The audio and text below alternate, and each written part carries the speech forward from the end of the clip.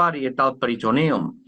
This is why parietal peritoneum can generate a high intensity, high specific painful afferents, something that cannot be done by the nerve that come from the visceral organ, because as you can imagine, the visceral organ, the nerve have to go through very particular unclear, not specific path, so you cannot really define what is wrong in your abdominal organ, because it's not well organized. The innervation is not such metamatic that allow you to really define that I have an alteration of the upper lobe of the liver or the lower part of the liver. Cannot be done because it's not metamatic.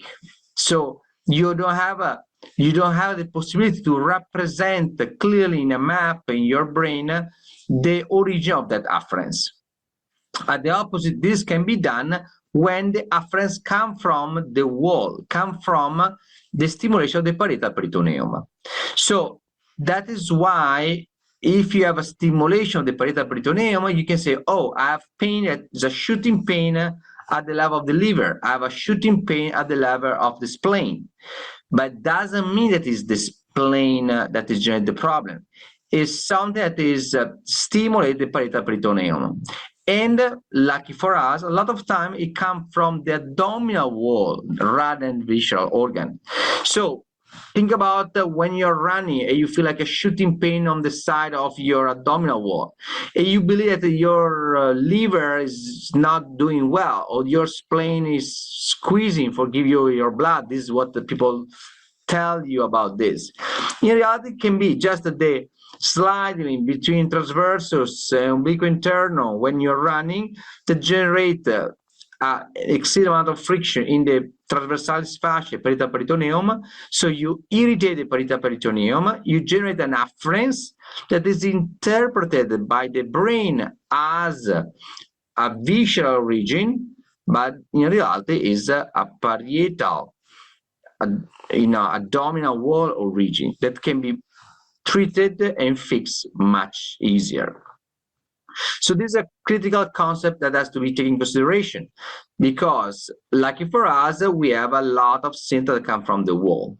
But it's true, you can have a real referring pain from the visceral organ.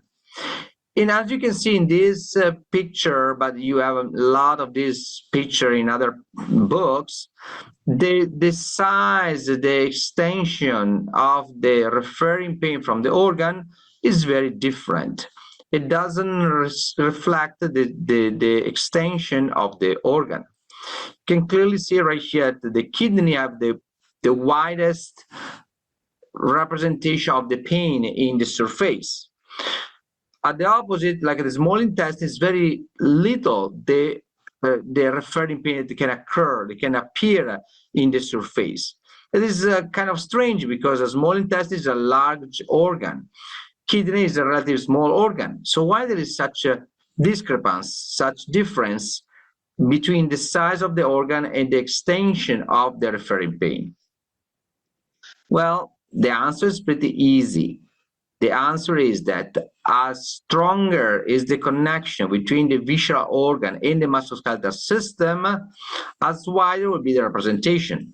We know very well that the kidney is, the fascia of the kidney, the Geroda fascia, is fused with the fascia of the quadratum lumborum, with the fascia of the psoas. So this will make that when you have an alteration of the kidney, there will be a huge radiation going down in the, let's say, lateral sequence, a huge radiation going down in the anterior sequence through the psoas. So this is exactly the manifestation of the tension of the kidney that can go through the quadratum lumborum, lateral sequence, through the psoas, anterior sequence. At the opposite, small intestine is very little correlated with the musculoskeletal system. So the referring pain can be very minor, just like at the diaphragm level where, of course, duodenus is retroperitoneal and the tension can be transmitted.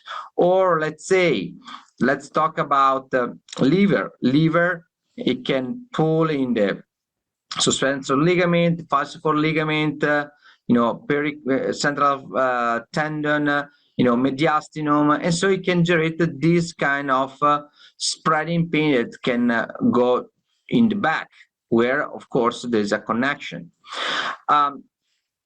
Lung have a lot of suspensor ligament that can generate referring pain in the neck. Okay, so this representation will be different, not just between author, but also between subject, because you will see that some subject, for instance, doesn't have a heart attack that go down to the arm, but a heart attack that go up to the neck. And you will see that sometimes during the life of this patient, the like angina pectoris sometimes is in the arm, sometimes in the neck. Why is that? Because probably maybe after whiplash, instead to have the typical angina pectoris go down to the arm, instead to have angina pectoris go up to the neck. Because the radiation in muscular system occur where there is more stiffness. So this is the anatomical continuity between the arch of the aorta and then subclavian artery and then middle intermuscular septa. So this is like the first highway where the tension of a heart that doesn't squeeze exactly in its axis will generate a stretch of the aorta arch, and so spreading pain in the intermuscular septa where the artery is merging in neurovascular sheath. But anytime that you start to have a stiffness in other part, it can affect the way that this tension can be spread and the way that you irritate the free nerve endings.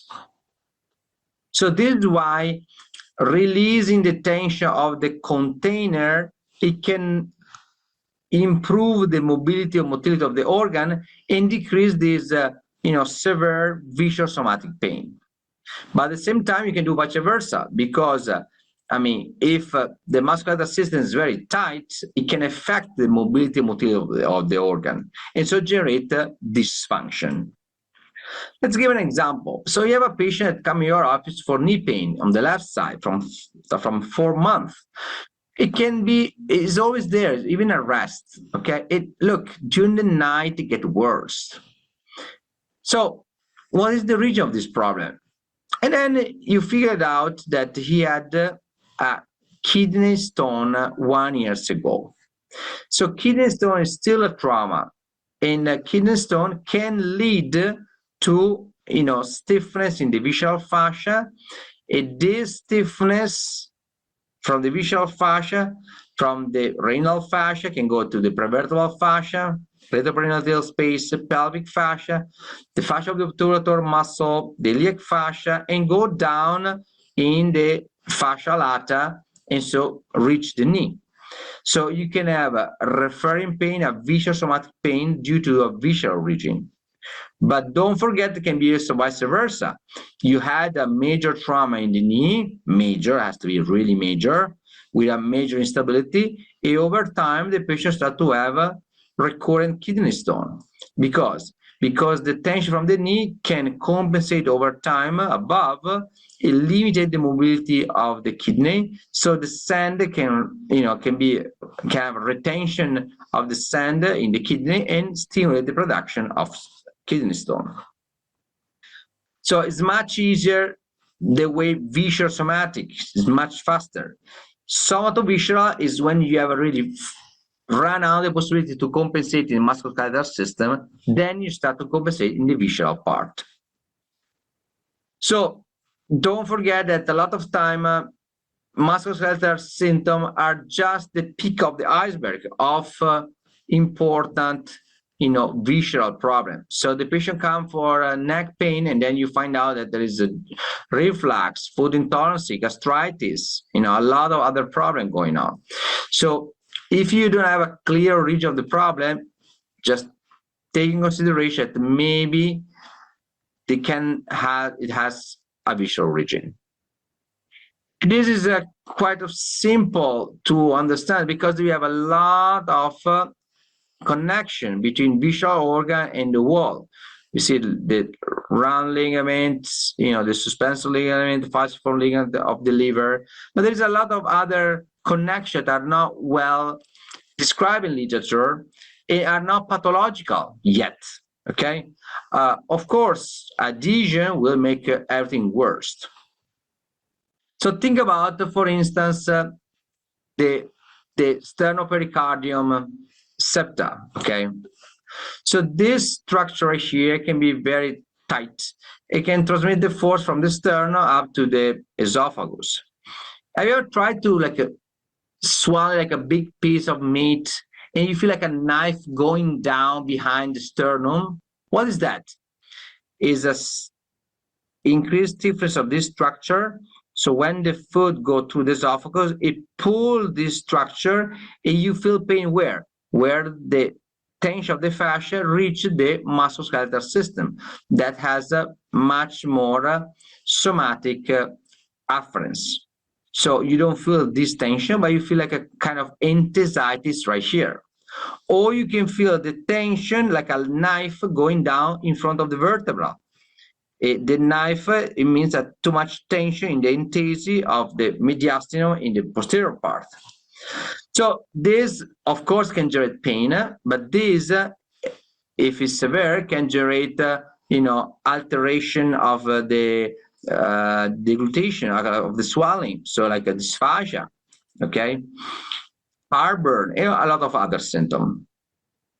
So it's important to understand that at the level of the end of the esophagus, there's a connection between the endothoracic fascia, transversalis fascia. So we have a lot of fascia that merge together to coordinate the cardias. So if there is an incorrect tension of the endothoracic fascia, diaphragm, transversalis fascia, this will generate incontinence of the cardias, and it will start to generate a reflux. As we know, a lot of time reflux there's not clear origin, and so when there's not clear origin, fascia can be the real origin of the problem. In fact, it was demonstrated that if you generate a transverse tension in the esophagus, the cardias will dilatate. At the opposite, if you make a longitudinal tension of the esophagus, the cardias will not dilatate. So this is why if you have a tension through the diaphragm, or if you also like the chest is tight, that can lead to a decrease of the compliance of the cardias, and so reflux. So reflux is a very common disorder that you can really fix. I'm talking about patients take 40 milligrams of omeprazole, you treat it, they quit, they don't need any more. But on top of that, don't forget that when we talk about visceral problem, we have to take consideration that the parietal peritoneum is the origin of the problem. In fact, visceral peritoneum does not contain afferent nerve fiber. Visceral pain is caused by involvement of the parietal peritoneum. Also, Platzer say that the only parietal peritoneum is innervated by sensory fiber. So watch out, if you have an intense, a very precise, very shooting pain, that is more related to the parietal part. If you have a duly not well defined symptom, okay, that can be more visceral. But as you know, the severity of the pain is not related to the severity of the pathology. Cancer doesn't hurt until you don't get to the parietal peritoneum, and then it starts to hurt. So visceral fascia is very important, but again, don't forget that we have also superficial fascia. Superficial fascia can be extremely important, again, for multiple symptoms. And talk about disorder of the skin, like a pimple, eczema, okay, dry skin, or hypersudoration, or lymphedema, or painful cellulitis, or other disorder that can reach to like a Raynaud, complex regional pain syndrome. So all these idiopathic autonomic disorder can be related to what we call superficial fascia, because the lymph nodes are surrounded by superficial fascia. So if the superficial fascia becomes stiff, the flow in and flow out is stuck. So you have a retention of lymph, and so lymphedema, caudal to that. inside the superficial fascia, we have free nerve endings. So if the superficial fascia become rigid, you can affect, the possibility to have afferent and efferents, autonomic. And so you can make a disorder of vasodilatation, vasoconstriction, piloerection, sudoration, and all of that.